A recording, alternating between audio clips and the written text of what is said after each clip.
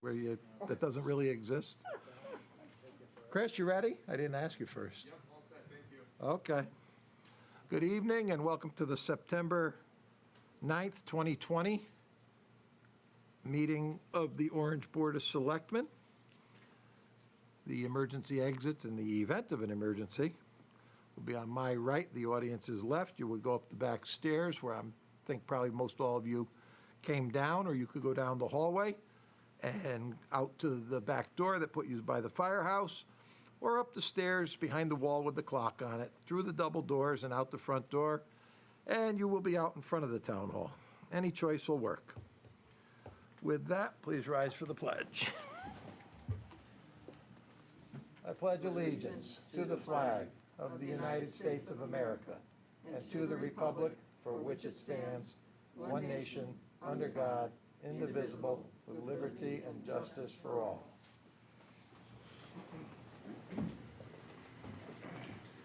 Okay, I'll start on my left down the far side. Good evening, Mitch Goldblatt. Good evening, John Carangelo. Good evening, Judy Williams. Good evening, Margaret Novicki. And Ann Denny, our admin secretary, is off to the side for appropriate social distancing. Okay, that's what I said, everything is. We have a public hearing before us to consider and act on the request to approve Stillwater Wellness LLC as a massage establishment by Ian and Suzanne Smallinski. Is there a motion to close the public hearing, or to close the meeting and open the public hearing? So moved. Second. All in favor? Aye. Opposed? Abstained? Unanimous. Okay, we have before us a request, which is this very thick package here. And I'm going to invite Ms. Smolinski up so she can, everybody can see who she is, and she can tell, this is your opportunity to tell about your facility and market your facility. Yep. Thank you. Thank you Name for having us. first. My name is Suzanne Smallinski. I am a licensed massage therapist. I am a licensed esthetician. I am a Thai practitioner and a yoga teacher. Move that mic a little closer. I'm sorry. Sure. How's that? Nobody ever has that problem. I didn't even recognize you in that outfit. So this is my husband, Ian Smallinski. He is also a licensed massage therapist and a paramedic. And he's one of our paramedics. Yes, I didn't even think of that. Here in town. There's an extra microphone. Oh, look at that. Wow. Are you really having that much hard time hearing me? I think that microphone's just a little bit quiet actually, so. Oh, okay, Boost it up. great. What can I tell you So about? tell us where your place is going to be, So what you're going to offer. We are planning to open at 663 Orange Center Road in the small hometown plaza right down the street. We will be offering massage, body work in the form of Thai massage and private yoga sessions. I will be offering skincare as well. So those are the few services. Are you going to be in the unit next to the new drink place? Yes, next to Hometown So Nutrition. you're going to be Nutrition. right on the Orange Center Road side next to Correct. Small Town Nutrition. Correct. Oh, okay. Yes. It's approximately, I think we determined it was about 650 square feet, somewhere around there. We will have 3 treatment rooms. It's enough for you to operate. Enough for us to operate, enough for us to take, each of us to have a client at the same time. One of the rooms is big enough for couples massage, side-by-side facials, couples massage mixed with side-by-side facials, all the whole menu of it. Thai massage, for those who may not know, it's an ancient practice. It is performed fully clothed on a mat. The practitioner will bend the body, move the joints, the limbs, into different positions and then apply massage techniques to those muscles while they're on stretch. And the easiest way to describe it is a moving meditation. There's a lot of breath work involved. And when you get off the mat, you end up feeling about 4 inches taller, which is pretty fantastic for those of us that are just This whole table. but it's, there's no, there's no oil, there's none of that. It's all just acupressure and different compressions, different strokes that are involved. So Excellent. those are the different services we're looking to offer. Yeah. Does anybody have questions for Ian or Suzanne? I think that's quite interesting down there, that first off, that you can strike a deal with the landlord and move on from that. I really think the universe had a lot to say with that. I've wanted to, I imagined about 20 years ago, I imagined a little bookshop in there or a little something in there when my kids were very small. Now they're very big and my life has sort of taken a couple turns. And we were looking for a space and that sign was up and when I called, it just, everything fell into place. It lined up, the sun, the stars, and the moon. Yeah, it really did align quite well. When do you hope to open? Oh, that's my question. You just, As of right Could raise your hand. we had our first inspection, our preliminary inspection with the fire marshal, the building inspector, and the electrical inspector. They came through, they made some suggestions, which actually just really worked out well. I'm grateful that they were there, because they gave us some ideas on how to better lay our floor plan out. So that worked well. With that, I know there's some additional work that needs to be done.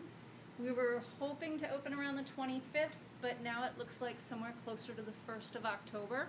So just a matter of a few days, not the end of, Getting it hopefully by done. October 1st, somewhere between there and the 10th will be open. Good, good. Good. Any other questions, ladies? Ben? No? That's all you need? No, we have to close the hearing first. So is there a motion to close the hearing? So moved. Second. All in favor?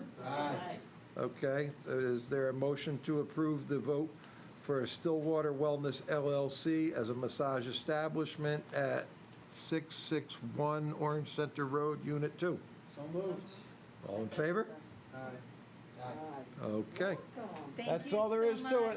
Thank you for having us in Orange. This was amazing. Oh, thank you. I tend to be a little on the, Awesome. No, that's fine. No, that's, Excellent. that's I wanted to perfect. be sure you had everything. Thank you. Excellent. Thank you. Thank you. We'll be knocking on your door. Okay. Good, good, good. Here we go. There we go. Okay. Next thing is public participation. Public participation is for any item that is not an agenda item.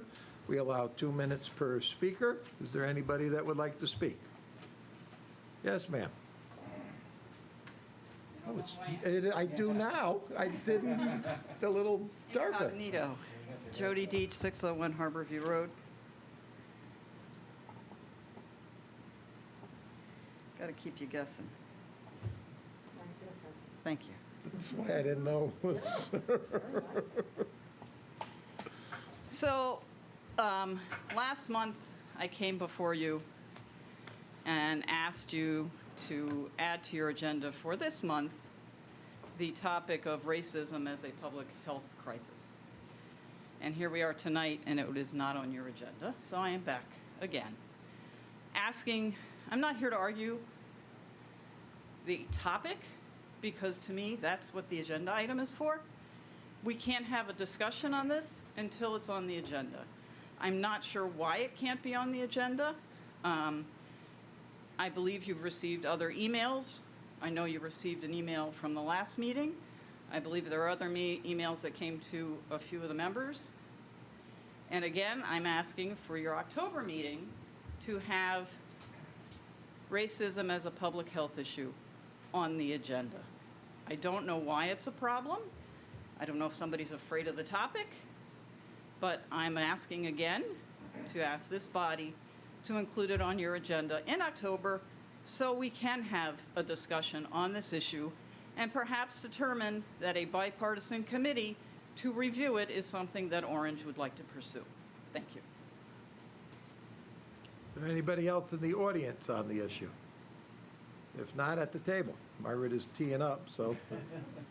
Well, I think over the past couple of months, as Jody mentioned, I think we've seen a good amount of interest on the part of some of our constituents with regard to having a discussion on the resolution of racism as a public health crisis. And I, too, in response to that level of interest, I, too, raised the issue that the topic be put on the agenda for today's Board of Selectmen meeting, but it was refused. I think in light of the timeliness of this issue, especially against the background of COVID, and also the interests of our citizens in having a community input and discussion on the subject, I would like to make a motion to have a possible resolution on racism as a public health crisis, a discussion and a possible resolution, as an agenda item for our next Board of Selectmen meeting in October.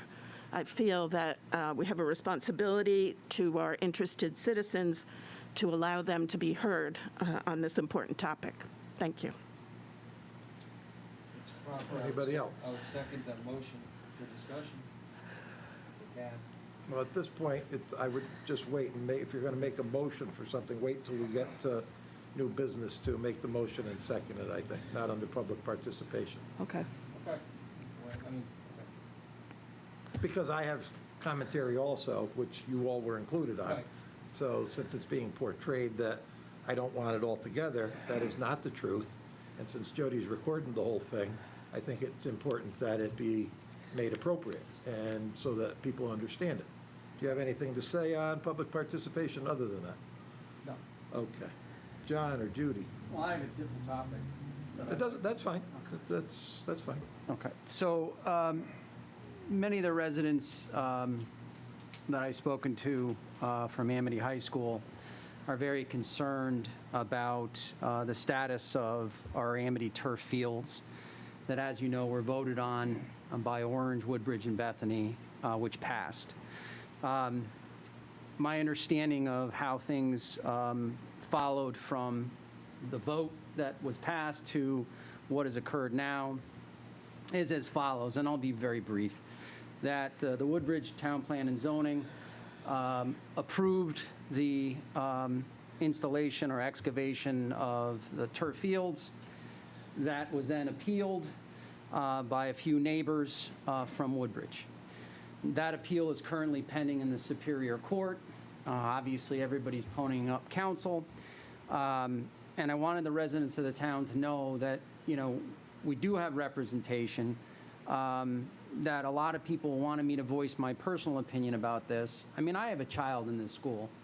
We were very excited about the proposition of having these turf fields. I'm not going to get into the minutia of whether the turf fields is safe or not. In my opinion, it was vetted and it was voted on. And I'm extremely upset that my senior and junior are now going to be at the mercy of a lawsuit. And it's just very sad. Not only that, it's going to be a cost to this town. And so, you know, in the event that we have the ability to file a counterclaim and recoup our losses for any expenses that we incurred, I think the town should consider it. And that's what I wanted to voice my opinion on. Thank you. Okay, another topic to speak to. Go ahead, Margaret. I just have a question. What is the purpose of the lawsuit? I mean, what are they claiming in the lawsuit? So my understanding is that the petition that was filed for the appeal was that the individual neighbors were aggrieved by the approval of the turf fields. They are concerned about the potentiality of contamination from the runoff to wetlands in the area.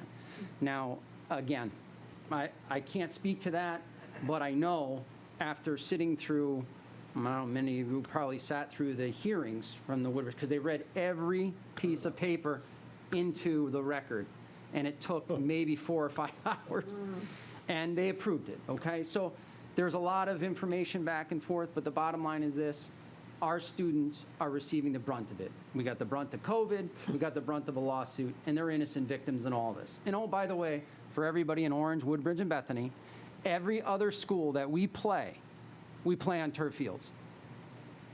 That's all I have to say. Thank you.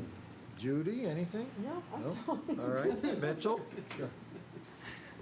I do have something to say, but before I do, I'll just echo somewhat of what John just said. I too am somewhat distressed by what's happened in Woodbridge. I voted in favor of the turf field, supported it, and what John says, I second from the standpoint that my daughter, who's no longer in Amity, she's in college now, played field hockey for Amity, and we were at a distinct disadvantage for almost every away game on turf field because there's such a difference.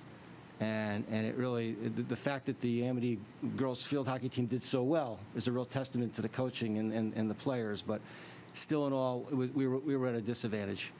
And I see the same thing happening in other sports, be it football, soccer, whatever. It's a different game, and we are behind the curve. And I too feel for the students and in our own residents that voted, residents of all three towns that voted in favor of that field. That being said, but thank you, John. Just want to let everyone know that we are still on, as of right now, for October 17th for Shredding Day. It's coming up, guys. The Rotary, I've confirmed the Rotary Club is still on board. The Lions Club is also on board for mattress pickup. Ken Lenz, 203-795-3906. I think I actually have that memorized. Is for mattress pickup, $10 each for the mattresses as a donation to the Lions Club. And for those that do bring their shredding, they are asking for a donation to the Rotary Scholarship Fund. However, we're going to try to be as socially distant as possible for that. So we're asking people when they do come with their shredding materials to put it in the trunk or the back, be able to pop that open for people to grab without people getting out of their cars. Out of their cars. Yeah. So less interaction, but we still feel we can pull this together. Unfortunately, the Orange Community women, who are also going to have their rummage collection of clothing, toys, etc., have had to back out because their benefactor for that was Savers, and Savers has basically said they are not prepared during COVID to be able to support that right now. So hopefully we get them back at a future time. So it'll be documents, please remove them from any kind of metal binders or any kind of binders, because that does jam the machinery. It's just the paper and mattresses on October 17th from 9 to noon at High Plains Community Center right in the front parking lot. Thank you. Question on simple recycling. Sorry. Yeah. How's that going? Well, Contract was signed, and now finally there was a lot of, Yeah? Mitch and Vinny worked on it Good. back and forth all Labor Day weekend. Yes, we did. To get it finalized. Excellent. I find that our town attorney was working over Labor Day weekend, which put me to work over Labor Day weekend to finalize that. Good. Jim has said, as he just said, that he has signed it. The only question right now is, well, a couple questions. We're not sure exactly when they're going to open. They're trying to negotiate with Goodwill for the actual container that's up there that Goodwill had said they would leave, but there's been a little disconnect in trying to get that taken care of. Trying to get that taken care of, number one. Number two, as soon as that's taken care of, they'll be able to open. It'll be the same place. Everybody just bring the same stuff to the same place, transportation. They want to put a container at High Plains, as was approved by this board. So, Jim, they just need either your direction or someone at the High Plains direction as to where to place it. It'll be this, just a drop-off container like you're used to seeing for clothing and shoes. And they also like to, as was approved by us, put them at the schools, but there seems to be some back and forth there as to, as to who's got the authority and whether we can do that or not. So there's an open issue with that. And it was also suggested, and I put this out there, by the recycling committee, if any house of worship would like to help us participate by this, by allowing them to put a container on their property, Simple Recycling would love to do that, but that's certainly, outside of this. They have to approve it. Yeah, that's outside of this. So that's where we're at. Yeah, the one at High Plains, we presume, is going to go around back by the Yeah. cardboard and dumpsters and stuff. as That's what well. I had told him, but I And said, I talked with John Stewart, I said, put it out back there. okay, yeah, so that's what I assumed when I talked to Sonny Wilkins from Simple Recycling. It's just that I said, you need to get that through Jim. No, you know, I talked to John Stewart about it, so I believe it will be Okay, done. very good, thank you. Okay, so now we got a couple topics for me that, I had one, that the farmer's markets, there's 3 left for September. It goes from 3:30 to 7 for the next 3 Thursdays. Football field. And I don't know how the rest of you selectmen feel with that one. But I'm not quite sure, and I haven't been able to get the answer that I want, or expect, I guess I should say, not what I want. I always considered Amity kind of a sovereign nation, really, owned by the 3 towns. The main campus is situated in Woodbridge, and a minor campus in Bethany and Orange. And you know, when they were remodeling over here in Orange, our inspectors went through and did what they did. We waived the fees, you know, everything was nicey nice. But we didn't go through all the hearings and stuff for the project, like through our zoning. There were hearings for the general public to, you know, participate and hear what was going to happen. So I was a little surprised when I heard that Amity had to go through this process with zoning and their Board of Selectmen, I believe, to get approval from Woodbridge for this. And that being the case, I don't think all the homework was done ahead of time, because they should have gone for those approvals prior to voting for the bond. And somewhere, whoever the engineers, designers, architects, whoever was handling the project should have gone to Woodbridge Town Hall and questioned that, if that were the case, since the work was being done in Woodbridge. I think it probably could have been done administratively. I heard there were over 1,300 pieces of mail Oh, my in God. support of this project. So it's a little disappointing. And they had done nothing to the turf field, the grass field, and they had the irrigation system removed and other support to it taken out, because they were going to bulldoze it up, so they had to remove a lot of stuff. Well, then I hear that they're scrambling, reinstalling an irrigation system, and sprays and seed and fertilizer and all the things that hadn't been done all season in the last few weeks on this field. And we've all faced these suits with the town and things that you could proceed with the project. You're going to gamble, but you could proceed with the project, and you have a whatever percentage chance of prevailing on it. But they kind of went backwards in how they did their process, and I don't know who was advising, but it was not handled properly. And now the real losers in it, you finally get, well, you get approval. Now they took the approval away again with the CIAC to play.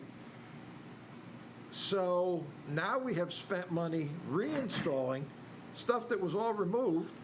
CIAC says they may have a spring season. Well, that field in a spring season, you're not going to be able to use as it is, because it doesn't have a strong enough sod cover on it.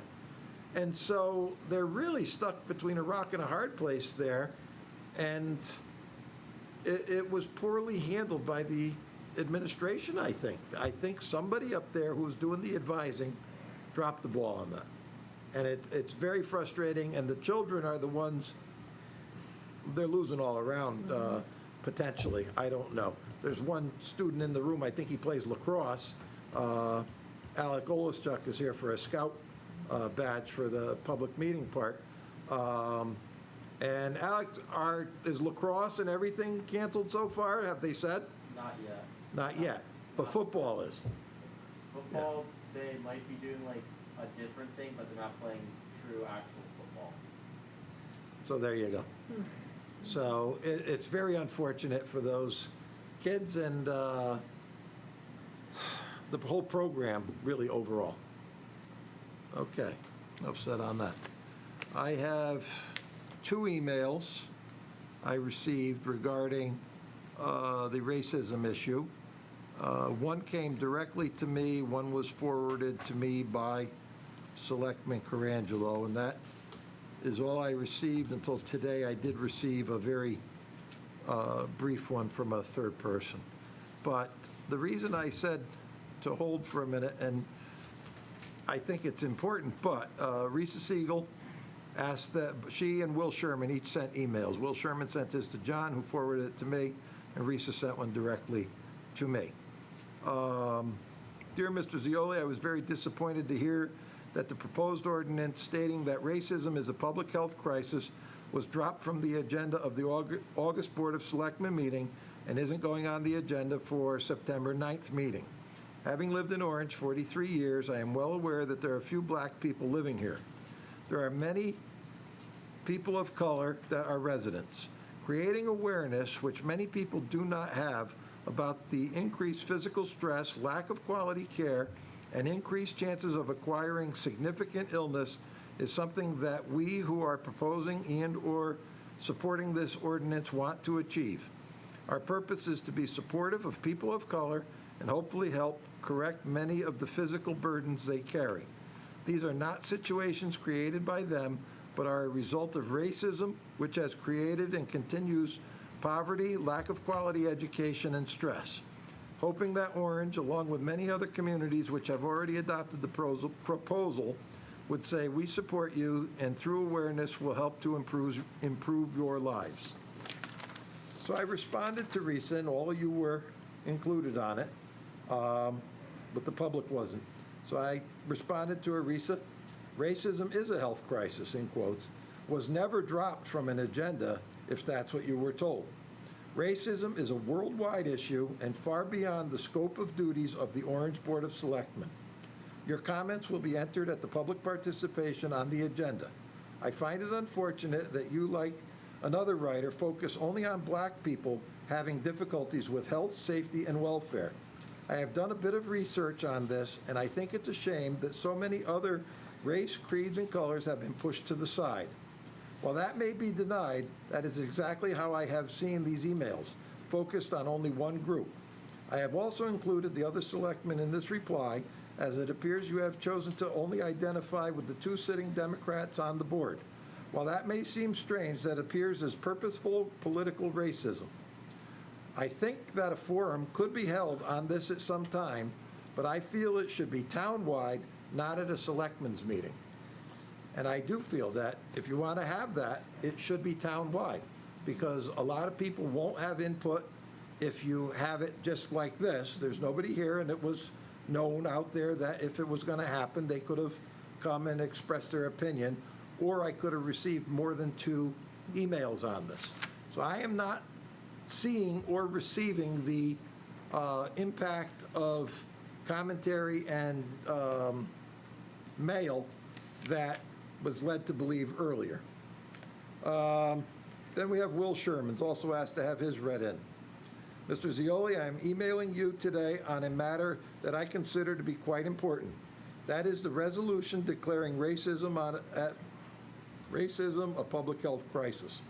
I'm asking that this item be placed on the BOS meeting agenda and thus open to community input, discussion, and vote.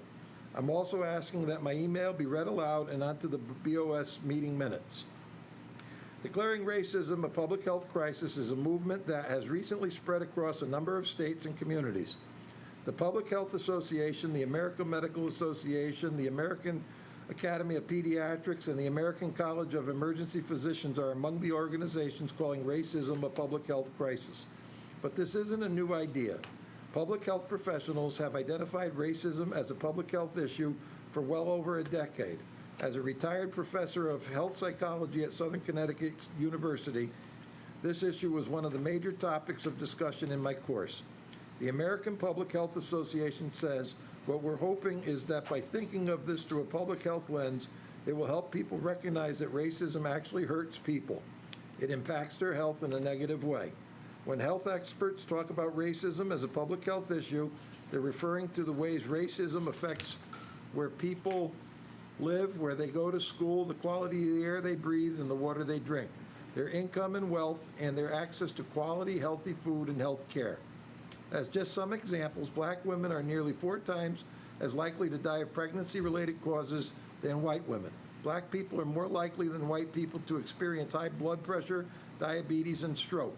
And now during this COVID-19 pandemic, people of color are more likely to have pre-existing conditions that increase their mortality.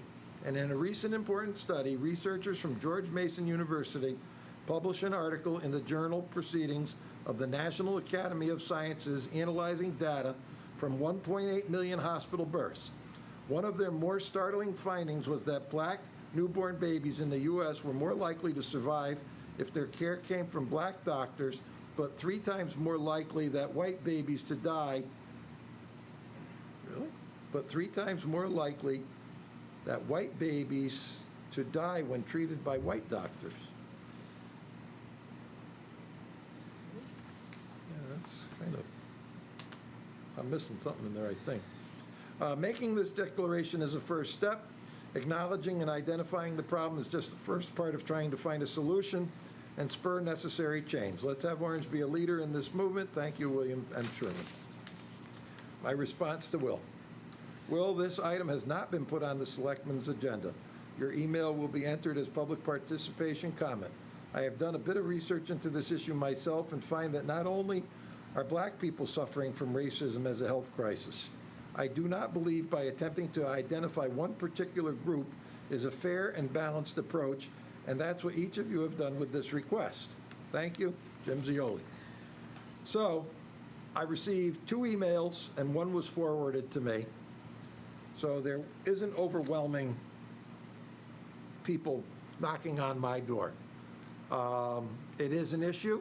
It's worldwide. It's not just in Orange. It's not just in Connecticut. It's not just in the United States.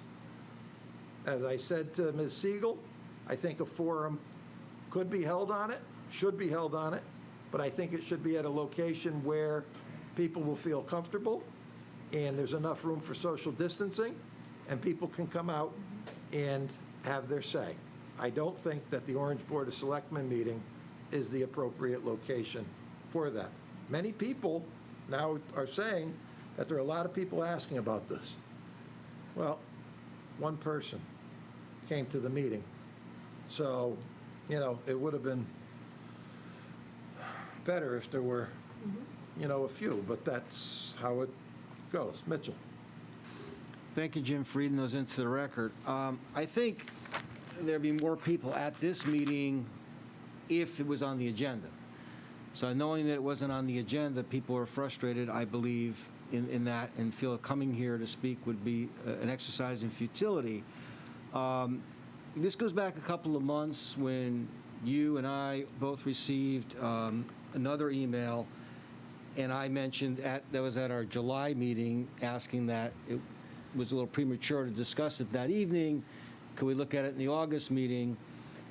After that meeting, you sent all of us an email that you received with some backup documentation and said something along the lines of this could be an August agenda item, leading me, maybe erroneously, I guess, to believe that it would be an August agenda item.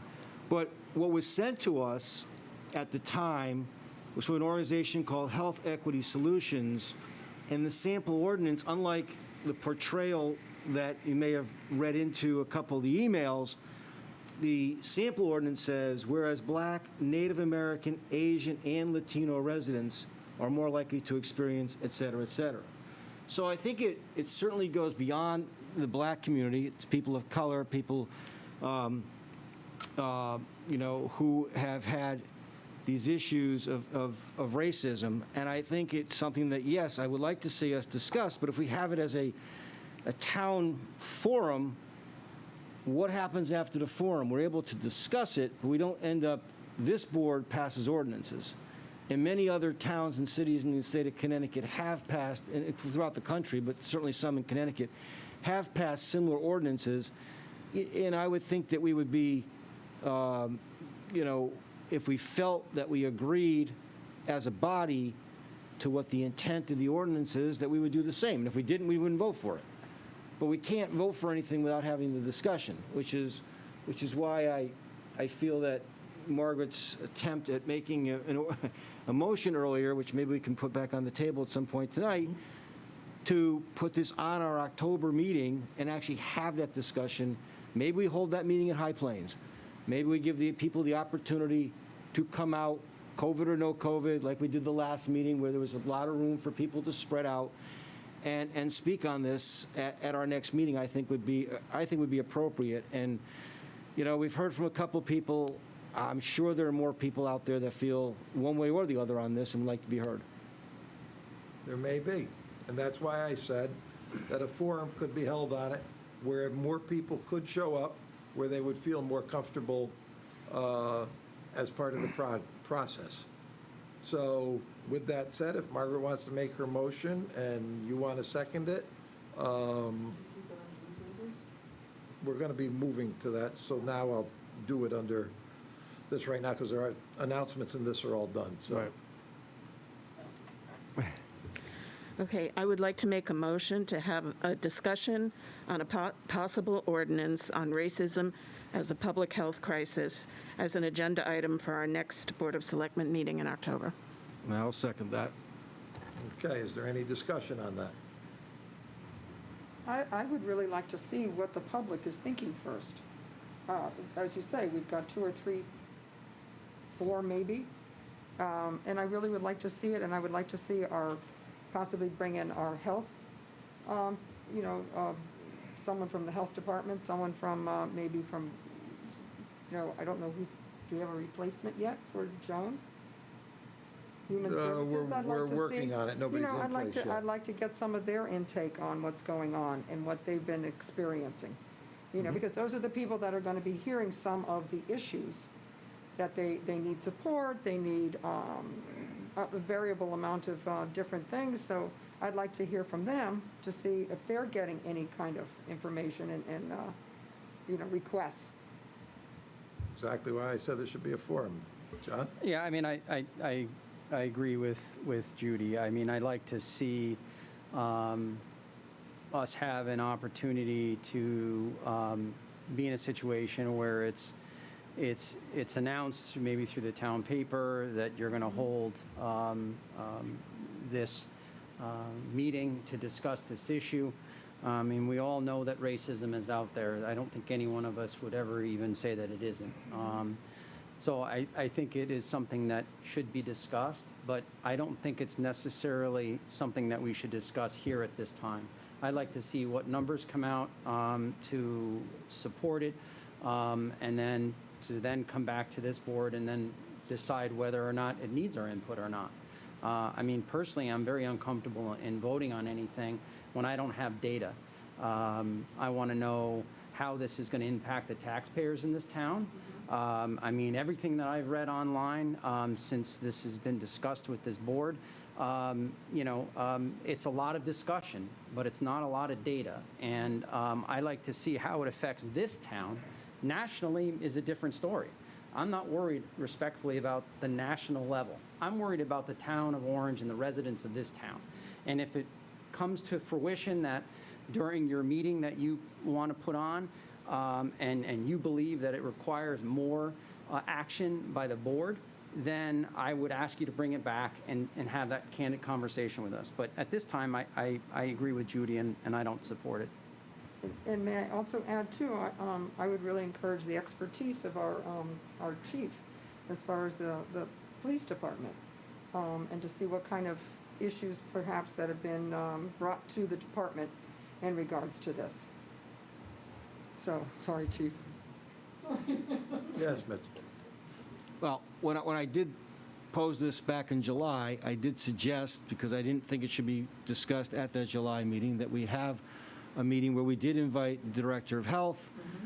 You've thought of the Community Services person as well. I had mentioned at that time the Director of Health, the Superintendent of Schools, and the Chief of Police, and you've added to that now. But I fail to understand the thinking that says we should have a forum, and then if we're presented with information, we bring it back to a separate meeting to discuss again and just rehash everything all over again. I don't understand why we just don't put it on our agenda. We have a month to advertise. I think there's plenty of avenues to advertise in a month. Make it an item on the agenda. Let people show up who feel it. John, you've put it out there, you want data? That's great. I agree with you. And I think we should have some data. And I think it should affect how it affects the town of Orange. I agree with you there, because it's a resolution or an ordinance for the town of Orange. So I don't see any harm. In fact, I think it would be progressive if we actually did it all at once, rather than having a forum in October and then trying to, bring back to a November meeting what was said and trying to vote on something. So I think we should just, actually just put it out there as part of our agenda. We do other items. There's many items that are on the agenda that we take input. Sometimes people speak, sometimes they don't. Sometimes we vote on them without any input. Other times, if there's no input, we pass on it. I don't see why this is any different, quite frankly. And I think we should hear it at our next meeting with the people you've suggested, with the data that John wants, because I think it's necessary for any of us. Like I say, I'm not predisposed on a vote. I want to hear the issue, because it's been brought to my attention several times now, and I think all of us several times now. I think we can benefit from hearing it at a meeting. So, therefore, I still support Margaret's motion. Well, you all know what I think. I support it as a forum initially, to hear people's thoughts. I don't consider 2 emails an overwhelming percentage out of 13,750 roughly residents of the town. And I still think a forum would be a far better way to go. And then you have time to digest and think about it. I don't like this knee-jerk reaction on this. Just so you know, those 2 responses to those emails that I sent, there were sound pieces taken out of that and posted on the Orange Democratic Town Committee Facebook page within an hour. So, so obviously there's some spread out there, but it's not spread town-wide. And I think that we have the right to take input from others and then have time to think about it, and then we will put it on the agenda for the next month, if it so warrants. So, all those in favor? Aye. Those opposed? Nay. We will set up a forum with the administrators that may fall into that category, and you'll all be made aware of when it will be. Okay. Thank you. Minutes, to consider and act upon the minutes of the special meeting of August 12th. Enclosure. Are there any errors, omissions, or corrections to that? So moved? Second. All those in favor? Aye. Abstain, unanimous. To consider and act on the minutes of the regular meeting of August 12th. Any errors, omissions, corrections, if there are, page and paragraph. I think I would call it an omission, page 1. It's just ironic that we just discussed this, but it says public participation. It reads Jody Deach, 601 Harborview Road, but doesn't say what was said, so I think it should read that Jody Deach, 601 Harborview Road, asked the Board of Selectmen to have racism as a public health crisis added to a future agenda meeting. Anything else? Not on it. Do you need me to repeat that? He's using 2, Chris. That one's off. You got it? I'm sorry about that. Were there any other errors, omissions, corrections? Hearing none with that change. Second. All in favor? Aye. Opposed? Abstained? Unanimous.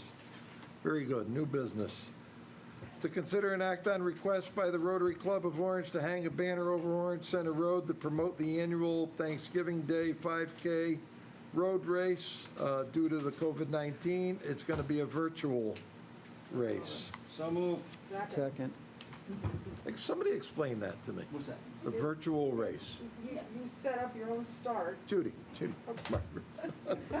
Margaret, I can turn. she just keeps grabbing the words out of my mouth. That's what it is. You set your own time when you want to run, and you start at the point that they identify as the starting point and the finishing point, and you send your time into, I guess, the big database that is, and then they will list who won and, all Well, of who that. tracks these people's time? They do it themselves? Yes, I guess, yes. correct. And they just give that data. That's what I was wondering, Yeah. Okay, all right, that's, So if I start on Thanksgiving morning and end on, Here we go. and end on Black Friday, it's going to count? Yeah, Okay. definitely. Oh, Mitch, I may be the day after you.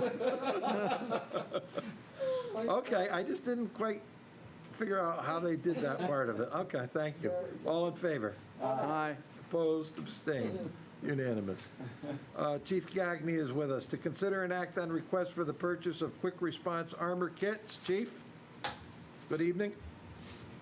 Good evening, everybody. How are you? Hi, Steve. Good. So you all got a packet. Basically, I'm here tonight to request authorization to bypass the bid process for what we're calling quick response armor kits. These are basically kits that consist of ballistic vests and helmets that will protect our officers in active shooter type situations above and beyond the protection that they already have. I went before the Board of Finance. They agreed that this was an important project to fund. They authorized that up to an amount of $30,000. And we went out and we got quotes. 2 of them were from our normal uniform vendors, and 1 was from a company called Delta Level Defense in Stratford. That company actually came in with the lowest bid, and they beat state contract pricing. And they have a 10-year warranty where the others have only a 5-year warranty. And they offer, their equipment offers a better level of protection than the other vendors offer.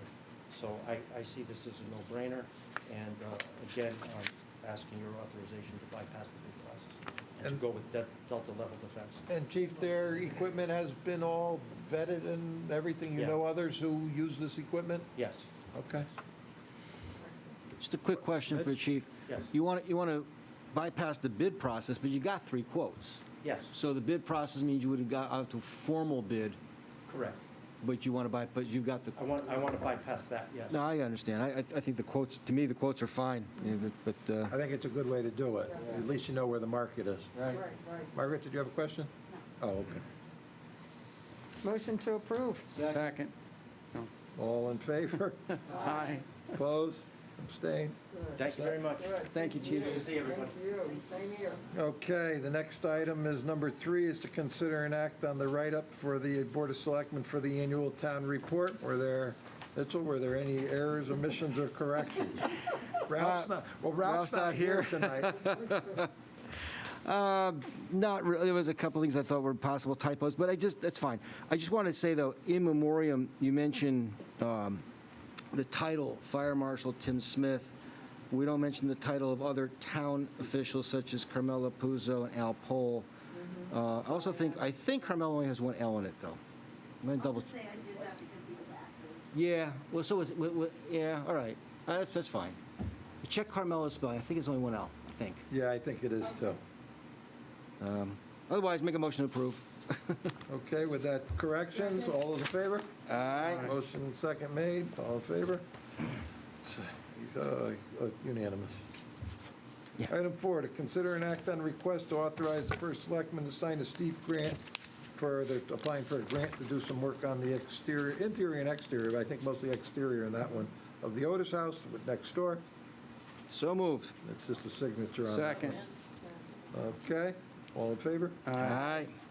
Opposed, abstained, unanimous. To consider an act on request to approve the tax refunds for the month of September in the amount of $26,989.08, excuse me. I didn't look to see if any of us are on the list. It's quite a list. What's the long list?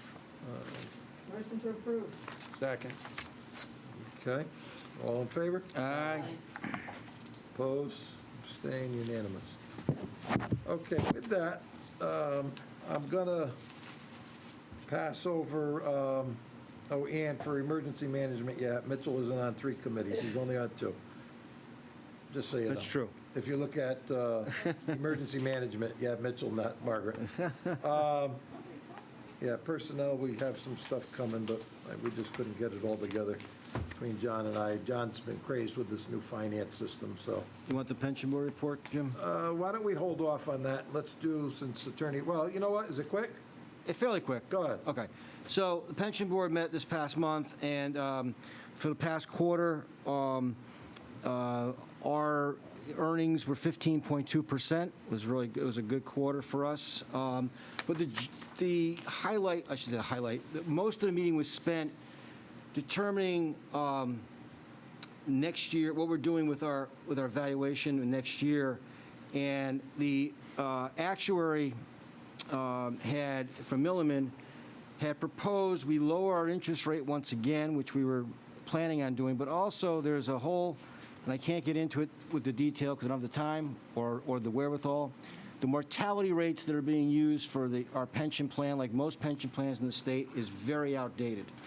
And so there's a recommendation to make a change to that, but by doing that, it increases our level of contribution. Yeah, the curve. I commend Chairman Eric Henlon for making a recommendation that we actually smooth in the impact of this over 2 years. That's a word that the actuaries love to use, is smoothing, so we used it back at them.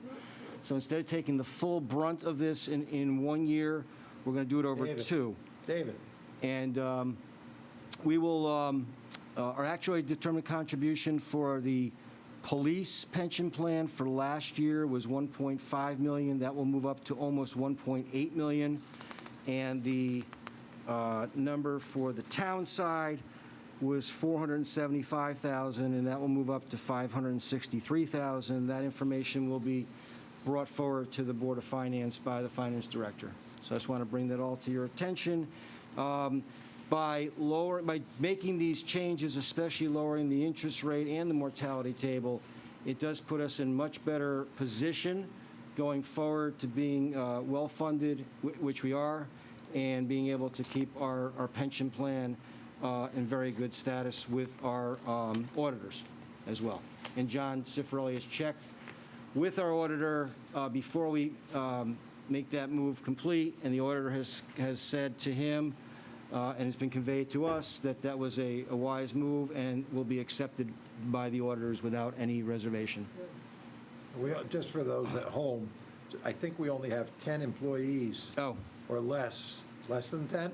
Maybe, hold on one second. John says 7 employees still employed with the town that are in the old pension plan. That may be correct as of today. We're looking at numbers that go back to January 1st of 2020, at which point there were 5 on the police plan and 7 on the town plan. We know there have been a few retirements since then, but yes, it is. 3 and 4 now. Thank you for the update. Okay, Roman, is your pension in West Haven like that? Far from you. Yeah. Okay, thanks. No, you Mitch. won't. All right, I'll call on emergency management, and the second two I'm going to skip. Margaret. Thank you. The Emergency Management Subcommittee on COVID-19 continues to meet every 2 weeks, our last meeting being on September 4th. Our Department of Health continues to monitor and trace closely any COVID cases in our town. Up until the week before last, we had only 4 cases, but the number is now up to 10. And there has also been a slight uptick in the state numbers as well. So this calls for vigilance and adherence to the guidelines on wearing of masks and social distancing by everyone. I mean, I get the feeling that a lot of people sort of feel with the schools opening that things are getting back to normal, and they may loosen their adherence to the guidelines, and that is very, very dangerous, especially in light of schools being reopened and we wanting to keep our children safe and healthy. The Department of Health is working closely with the school system and with school nurses, and the school opening went very well, and the younger children, the primary and middle school, are doing a great job closely following the parameters to control any spread of infection. And the high schoolers are, high schoolers are tough. It's a little tougher to get them to follow guidelines, but it's, I think everybody plays a part in this. parents especially need to talk to their kids to abide by the guidelines because it's in everybody's interest. Looking ahead to a future possible availability of vaccines, Orange is working as part of a larger region within Connecticut regarding vaccine distribution, if and when it should happen. The Department of Health and the Orange visiting nurses are going to start with flu clinics for the regular flu vaccine very soon. A schedule is being worked out for that. And people are reminded by the police department and AMR that if a family member has called an ambulance for a sick person at home, the family member should not ride in the ambulance to the hospital because Yale New Haven will not allow any visitors whatsoever, and they will not be able to go into the hospital with their family member as they're being admitted.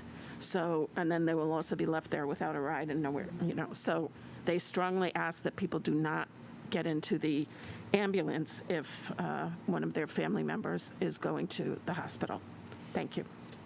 That is correct. I think I've been a receiver of some of those services for some of my family, and they tell you, nope, stay here.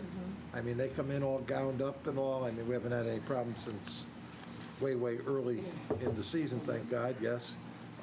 But, yeah, you can't go in, so, when my mom was in the hospital, they would FaceTime us every morning, but you couldn't even go in the hospital, so, Okay, with that said, I'm going to let the other two pass. Yeah, no. I don't have one. Jim, can I just make a quick announcement, which I neglected to do? Take me 2 seconds.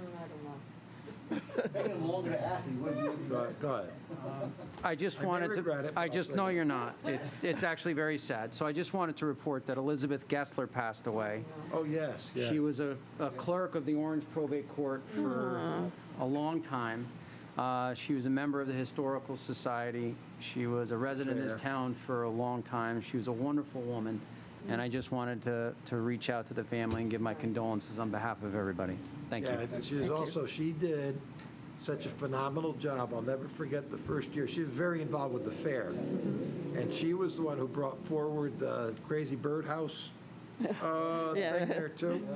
And Liz was an extremely brilliant woman, strong-minded at times, very helpful at times. But what a lot of people don't know is her name was Elizabeth Eaton Peck, then Gessler. She is a direct descendant of Theophilus Eaton. The dictionary people, the long, long ago, old-time stuff. Yeah, and you all know me with histories and genealogies and stuff, and that's quite fascinating to me. But she grew up over in Woodbridge and has spent pretty much her entire time, and I think in the house your mother and father built on Orange Center Circle. What else? Or Meeting House Circle. What else do you people want to know? But anyhow, with that said, and I got to ask you, these are the copies of the rate schedule. I distribute them? Okay. With that said, we'll be going into executive session to discuss 2 items. The first item is the 219 to 22 labor agreement between the town of Orange and the police department. And the second is more discussion on a potential land acquisition. There may be votes on these when we come out of executive session. And I would like to invite Attorney Marino, Attorney Ryan, and Finance Director Cifarelli into those meetings. Alex, I'm sorry you got to go home now. I know that really rips at you, but thank you for coming, and I hope you get your badge for attending tonight. And you have to tell them in WKRP in there that they have to be off the air before we can do anything else. Thank you for having me. Absolutely. Very good. Take care.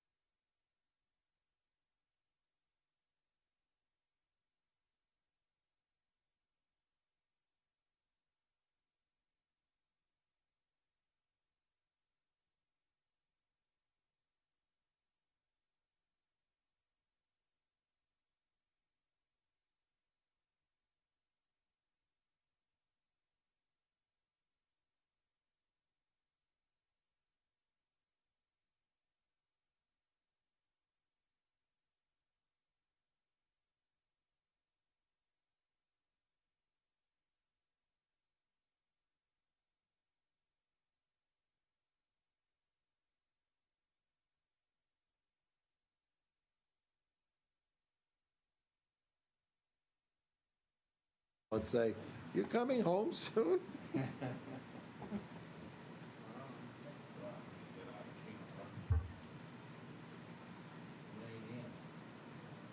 Judy went for it. All right, we're just waiting for Ian to come back. Chris, call me tomorrow. Okay, that's good. You're on the ear. You're on the ear. It's not dancing because you're on the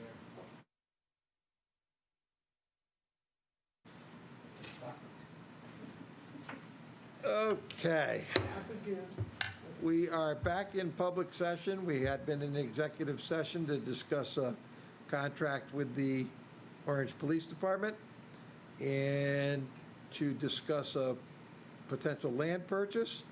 We have nothing to report, no action at this time on either of these issues. We are still moving forward with them, however, and we will have more to tell you at a later date. So with that said, is there a motion to adjourn at 9:06? Second. Motion made and seconded. And any discussion? Hearing none. All those in favor? Aye. We're adjourned at 9:06. That's it, Chris.